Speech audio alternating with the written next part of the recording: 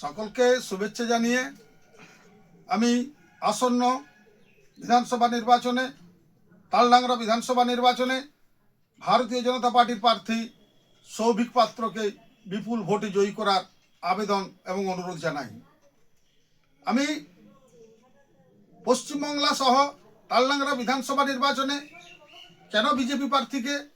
কেন বিজেপিকে ভোট দেবেন এই বিষয়ে দু একটি কথা আপনাদের সামনে বলার প্রচেষ্টা রাখছি। আমরা জানি বিধানসভা নির্বাচনের দিন ঠিক হয়ে গেছে। পশ্চিমবাংলায় রাজনৈতিক দলগুলো তাদের প্রার্থী তালিকাও প্রকাশ করছেন। আমরা তালডাংরা বিধানসভা নির্বাচনেও দেখেছি যে গুরুত্বপূর্ণ রাজনৈতিক দলগুলো তাদের প্রার্থী তালিকা প্রকাশ করেছেন। ভারতীয় জনতা পার্টির প্রার্থী সৌভিক পাত্র, তৃণমূল কংগ্রেসের প্রার্থী বর্তমান বিধায়ক ফাল্গুনী সিংহ বাবু এবং সিপিআইএমের প্রার্থী আমরা জানি দেবকান্তি মহান্তি।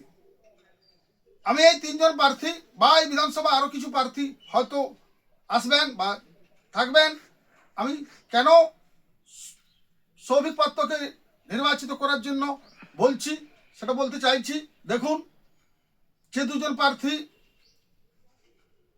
তৃণমূল কংগ্রেস এবং সিপিএমের, তারা দুজন শিক্ষক, তারা শিক্ষিত, এ ব্যাপারে সন্দেহ নেই। কিন্তু আমি মনে করি তারা ব্যক্তিগতভাবে ঠিক হলেও তাদের রাজনৈতিক পার্টি ভুল। তারা right person but wrong party. এটা কেন বলছি আপনারাও সেটা জানেন যে এই পশ্চিমবাংলা, আজকের এই পশ্চিমবাংলা, এই তালডাংরা, আজকে আমরা যে জায়গায় দাঁড়িয়ে আছি, স্বাধীনতার 75 বছর অতিক্রান্ত, কিন্তু আমাদের এখানকার কি অবস্থা এটা আপনারা আমার থেকেও ভালো অনুভব করবেন। এখানে সেচ নেই, এখানে চাকরির যে পরীক্ষা নিয়োগ হতো প্রতি বছর সেটা বন্ধ, এখানে কলকারখানা নেই, এখানে নাগরিক জীবনের বা সিমলাপালের যে নাগরিক জীবনের, তালডাংরার নাগরিক জীবনের যে আধুনিক পরিষেবা সেগুলোও নেই। তাই আমি তালডাংরা বিধানসভার সচেতন ভোটারদের কাছে আমার প্রশ্ন, আমার আবেদন, এগুলো নেই কেন? এই প্রশ্নের উত্তর কে দেবেন?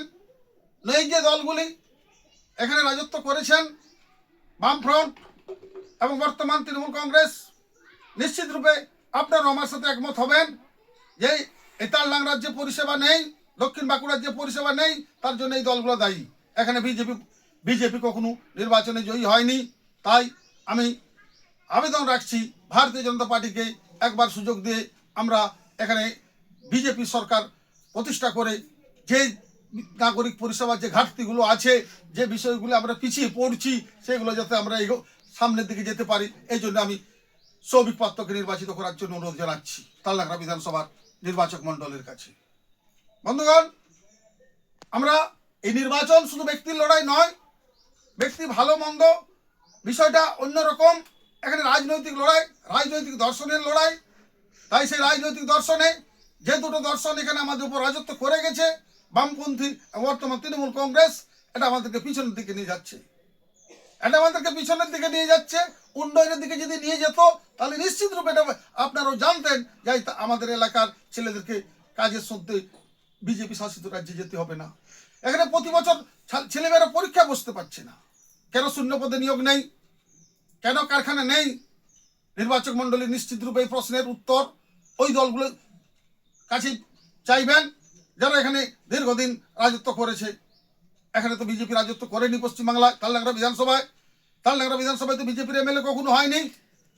তাই আমি শুধুমাত্র সকল ভোটারের কাছে, রাজনৈতিক সচেতন ভোটারের কাছে, শিক্ষিত ভোটারের কাছে, মধ্যবিত্ত ভোটারের কাছে, কৃষক ভোটারের কাছে, শ্রমিক ভোটারের কাছে, জাতি ধর্ম নির্বিশেষে সমাজের সকল স্তরের মানুষের কাছে, শুভবুদ্ধি সম্পন্ন মানুষের কাছে আমার আবেদন, অনুরোধ, আসুন আগামী নির্বাচনে ভারতীয় জনতা পার্টির প্রার্থী ভাই সৌভিক পাত্রকে আমরা বিপুল ভোটে নির্বাচিত করে এই তালডাংরাকে আমরা উন্নয়নের দিকে নিয়ে যাব।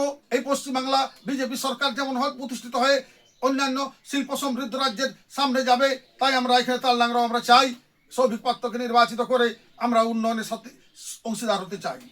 আমরা প্রত্যাখ্যান করতে চাই বামপন্থী রাজনীতি এবং ব্যক্তিকেন্দ্রিক রাজনীতি যা আমাদের সর্বনাশ ঘটিয়েছে। আমরা নতুন করে নতুন ভাবনা, জাতীয়তাবাদী ভাবনা, রাষ্ট্রবাদী ভাবনার যেটা দর্শন ভারতীয় জনতা পার্টি সারা দেশ জুড়ে করছে, আমরা পশ্চিমবাংলা তথা তালডাংরা বিধানসভার মানুষও সেই দর্শনের সাথে সামিল হয়ে ভাই সৌভিক পাত্রকে আমরা নির্বাচিত করব, এই ব্যাপারে নিঃসন্দেহ।